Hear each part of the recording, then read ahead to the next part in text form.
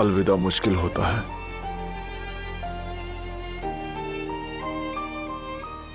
ऐसा लग रहा है जैसे करीम यहीं हो। मैं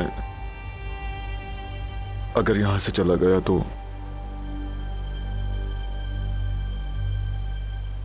लगेगा जैसे वो मर गया।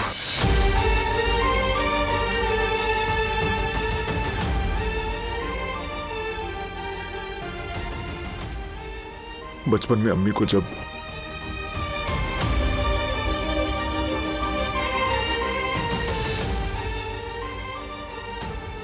दफनाया था तब भी कब्र से हट नहीं पाया,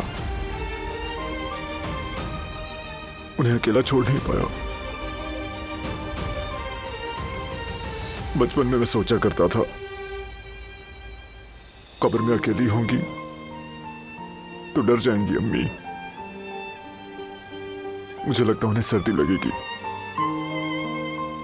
अंधेरे में जमीन के इतने नीचे तन्हा, बिल्कुल तन्हा उन्हें छोड़कर जा ही नहीं सका मैं।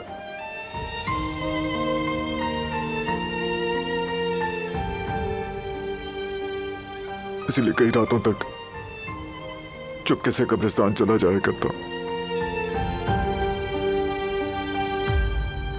बाबा अस्पताल में थे और अम्मी कब्र में। कुछ समझ ना आता कि किसको छोड़ूं, किसके पास जाऊं। कश्मकश रहती थी एक। मुझे लगता था कि अगर एक के पास न गया तो दूसरा नाराज हो जाएगा, तन्हा महसूस करेगा।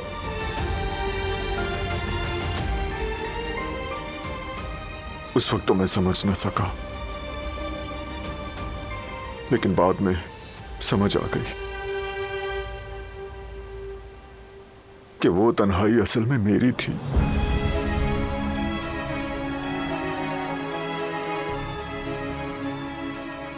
और अब मैं बच्चा नहीं रहा। जानता हूं करीम कब्र में है और अब इसे सर्दी नहीं लगेगी, लेकिन फिर भी छोड़ा नहीं जा रहा।